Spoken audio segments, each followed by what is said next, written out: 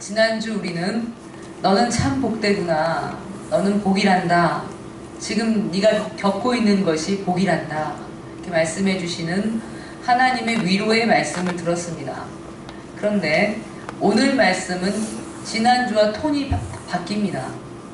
위로의 말씀이 아니라 뭔가 도전하는 말씀이기 때문입니다.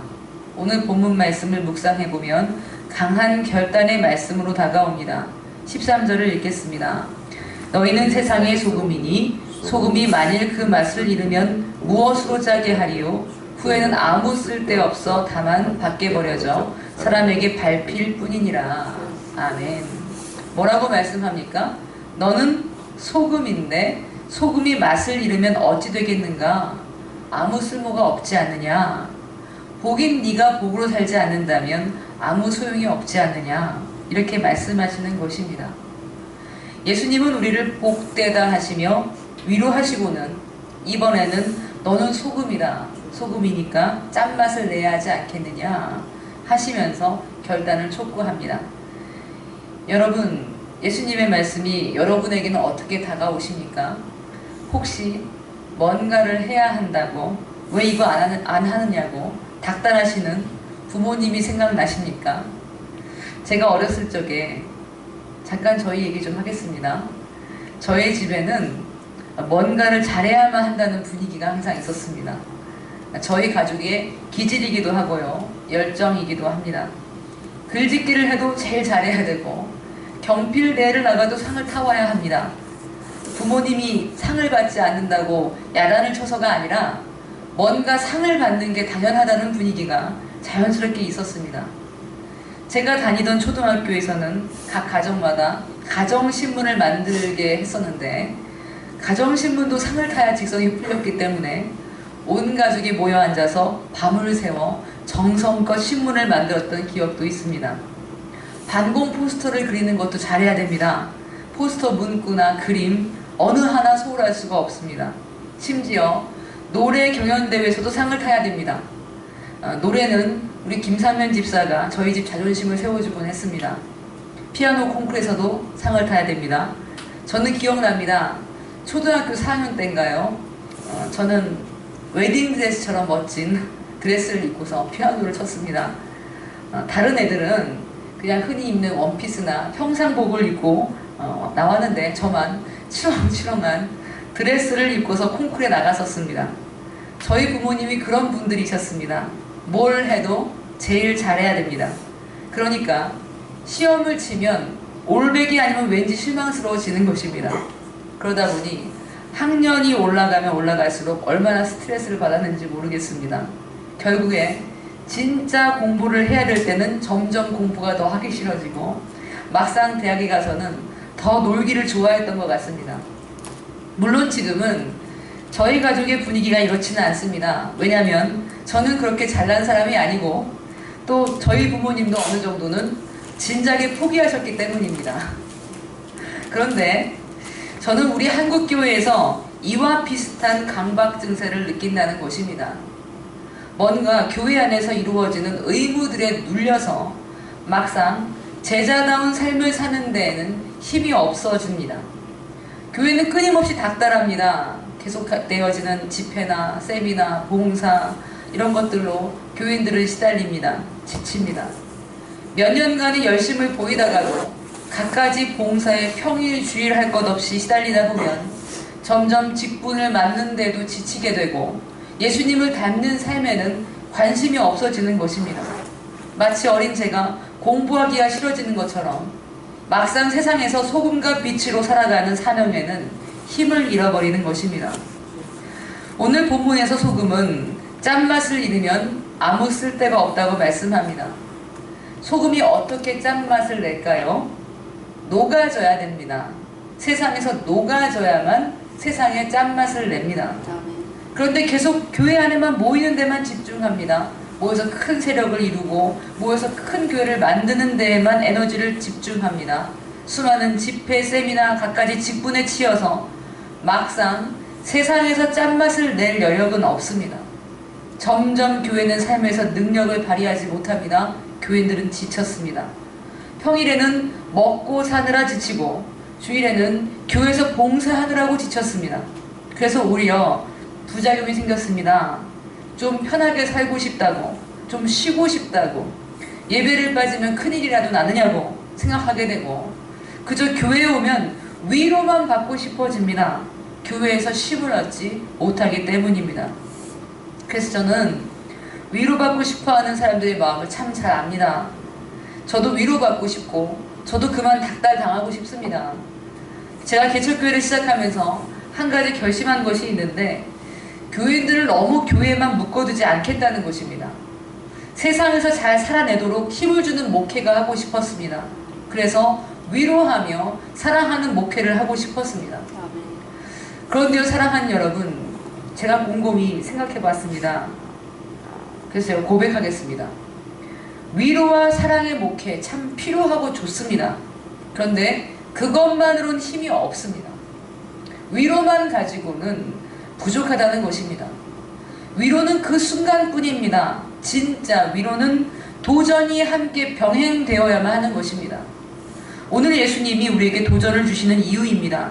예수님은 언제나 위로와 도전을 함께 주십니다. 제자들을 부르셨을 때도 그러셨습니다. 베드로를 향해서 너는 사람을 낳는 어부가 될 것이다, 이렇게 인정해 주시고 위로하신 다음에 뭐라고 하셨습니까? 나를 따라오너라, 도전하셨습니다. 예수님이 부자 청년을 만나셨을 때도 예수님은 그를 사랑하셨습니다. 계명대로 살려고 노력했던 그의 삶을 위로해 주셨습니다. 그러나 그것으로 끝나지 않으셨습니다. 그 청년에게 뭐라고 말씀했습니까? 그래, 네가 한 가지 부족한 것이 있는데 너희 재산을 다 팔아서 가난한 사람에게 주고 나서 나를 따라라, 이렇게 도전하고 결단하도록 하신 것입니다. 가늠한 여인한테도 마찬가지셨습니다. 나도 너를 정죄하지 않는다, 이렇게 위로하시고는 뭐라고 말씀하십니까?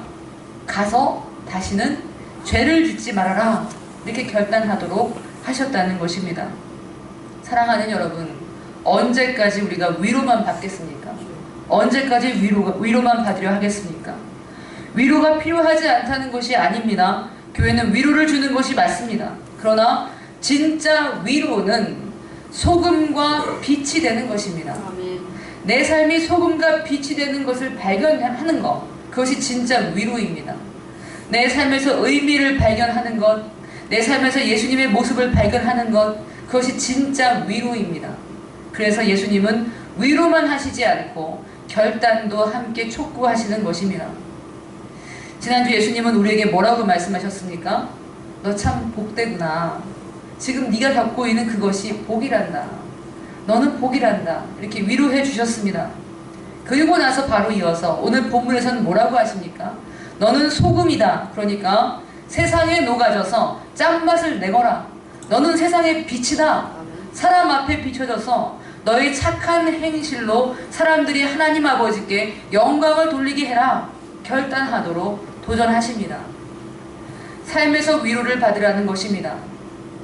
어린아이가 과자를 받아 먹으면서 좋아하는 그것으로 끝나면 안 됩니다.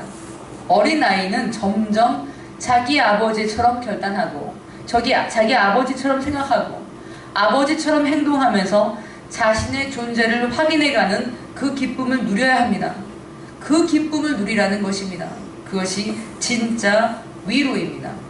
그 진짜 위로를 신학적으로 말씀드리면 의로움이라고 합니다. 하나님의 의가 드러나는 삶이 의로움입니다. 하나님처럼 결단하고 하나님처럼 생각하고 하나님처럼 행동하는 것, 그렇게 하나님의 자녀로서의 존재를 확인해 가는 것, 그것이 의로움입니다. 어떤 분들은 내 자신이 아무것도 못한다는 사실을 발견하고 완전히 가라앉습니다. 절망하고 주변과 자꾸 자기 자신을 비교합니다.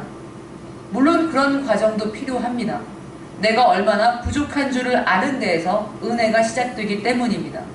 그런데 거기서 너무 오래 있으면 안 됩니다. 왜 그렇습니까? 하나님의 의는 결코 약하지 않기 때문입니다. 하나님이 약한 분이십니까? 내가 약한 것이지 하나님은 약하지 않습니다. 왜 자꾸 나 자신의 연약함에 우리가 함몰될까요? 하나님이 보이지 않기 때문입니다. 하나님이 일하시면 난 약하지 않습니다. 하나님이 의로우시기 때문에 나는 소금과 빛으로 살 수 있습니다. 나는 이미 세상의 소금과 빛입니다. 본문에서 예수님은 너희는 세상의 소금이 되어라 이렇게 말씀하지 않으셨습니다. 너는 세상의 소금이다. 이미 세상의 소금이다. 이렇게 말씀하셨습니다. 사랑하는 여러분, 예수님을 믿는다는 것이 무엇입니까? 의롭다는 것이 무엇입니까? 나는 약하지만 하나님은 강하심을 믿는 것입니다. 나 스스로는 의롭지 못하지만 내 안에 충만한 하나님의 의로 말미암아 의롭게 살아가는 것, 착하게 살아갈 수 있는 것, 그것이 나의 의로움입니다. 오늘 본문을 기록한 마태는 다른 복음서와는 다르게 율법에 대한 말씀을 덧붙였습니다. 아마도 마태는 율법에 대한 해석 문제 때문에 유대인들과 많은 논쟁을 벌였던 것 같습니다. 다른 복음서에서는 오늘 본문 17절부터 20절 같은 내용이 없습니다. 오직 마태만이 예수님이 율법을 어떻게 생각하시는지에 대해서 잘 기록해 놓고 있습니다. 마태는 예수님의 사역에 대해서 당당하게 말합니다. 17절을 같이 읽겠습니다. 17절입니다. 내가 율법이나 선지자를 폐하러 온 줄로 생각하지 말라. 폐하러 온 것이 아니요 완전하게 하려 함이라. 아멘. 예수님은 율법을 지키지 말라고 말씀하신 것이 아니라는 것입니다. 예수님이 하나님 나라를 선포하시면서 바리새인과 서기관들을 꾸짖으시고 안식일에도 병자들을 고치시니까 사람들은 예수님은 율법을 지키지 않아도 된다고 주장하신 줄 알았습니다. 예수님은 율법을 받아들이지 않는다고 생각했습니다. 그런데 본문은 말씀합니다. 예수님은 율법을 지키지 않는 것이 아니라고, 오히려 율법을 더 온전하게 하려고 오셨다고 말씀합니다. 예수님은 율법을 해석함에 있어서 바리새인과 서기관과 다른 입장을 보이신 것뿐이지, 그러니까 해석의 차이인 것이지 율법대로 살 것을 반대하는 것은 아니라는 말씀입니다. 예수님은 율법의 1.1획도 빠짐없이 모두 다 이루게 될 것이라고 말씀하셨습니다. 18절 같이 읽겠습니다. 진실로 너희에게 이르노니 천지가 없어지기 전에는 율법의 1.1획도 결코 없어지지 아니하고 다 이루리라. 아멘. 율법은 하나님의 말씀이니 계명 중 아주 작은 것 하나라도 버리거나 계명 중 작은 것 하나라도 버리고 가르치는 사람은 천국에서 지극히 작은 사람이 될 것이라고 말씀합니다. 예수님은 율법을 파기하신 것이 아니라 율법을 온전하게 하려고 오셨다는 것입니다. 율법을 온전하게 한다는 말이 무엇입니까? 율법을 제대로 지킬 수 있도록 하셨다는 것입니다. 의로운 삶을 사는 것을 의미합니다. 예수님이 율법을 온전하게 하셨다는 말은 우리가 제대로 율법을 지킬 수 있도록 예수님이 일하셨다는 것을 말합니다. 의롭게 살 수 있도록 예수님이 우리에게 능력을 주셨습니다. 우리가 소금과 빛으로 살 수 있도록 예수님이 선한 능력을 우리에게 주셨다는 말씀입니다. 사랑하는 여러분, 예수님이 내게 세상의 소금이라고 말씀하셨으면 정말 우리는 소금인 것을 믿으시기 바랍니다.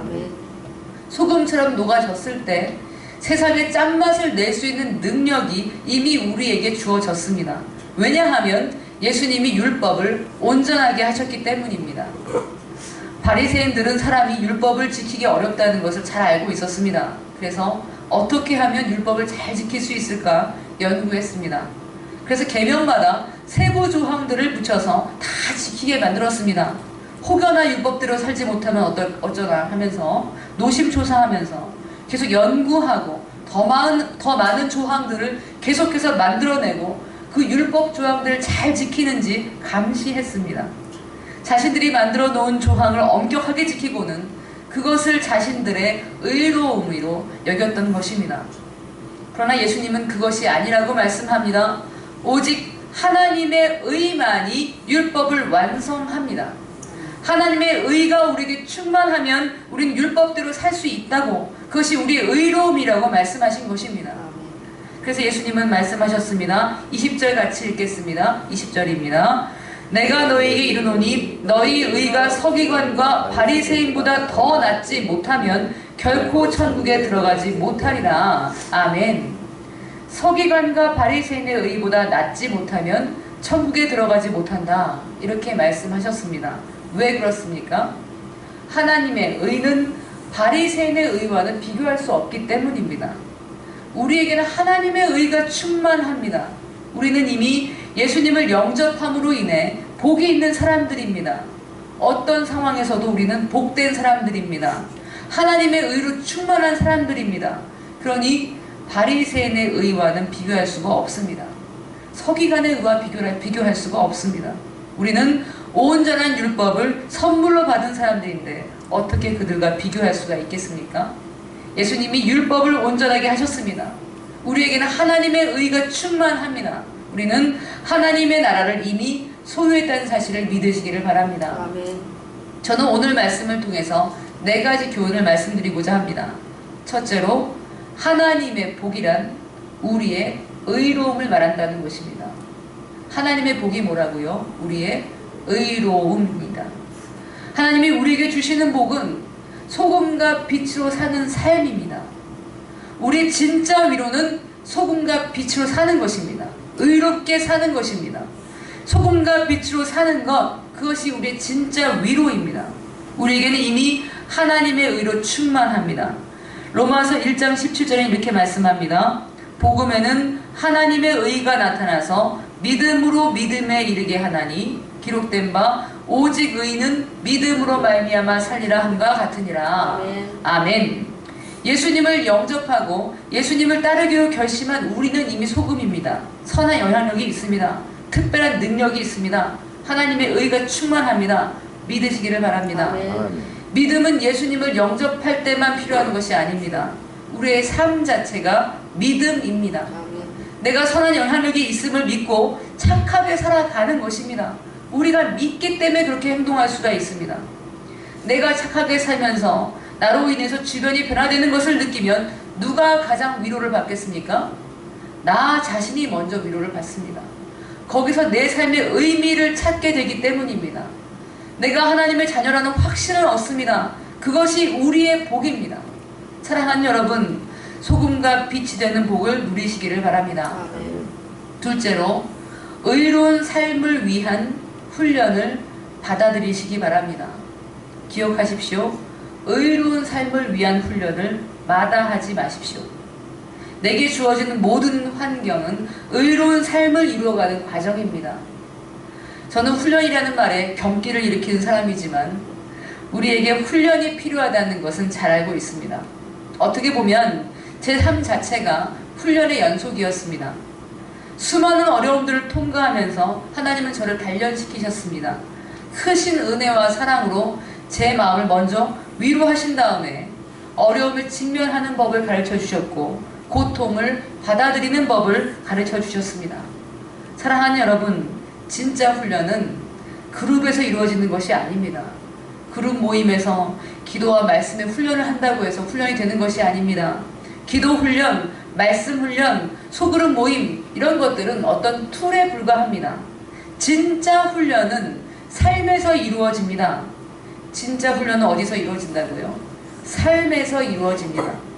하나님은 우리가 복을 누리기 원하시기 때문에 우리가 의로운 삶을 살도록 끝까지 도와주십니다. 지도해 주십니다. 우리가 빛의 열매를 맺게 하려고 허락하시는 모든 연단을 감사함으로 받아들이십시오. 지금 여러분이 겪고 있는 어려움, 그것은 복이라는 사실을 믿으시기를 바랍니다. 에베소서 5장 9절에 이렇게 말씀합니다. 빛의 열매는 모든 착함과 의로움과 진실함에 있느니라. 아멘. 빛의 열매로 가득하시기를 바랍니다. 아멘.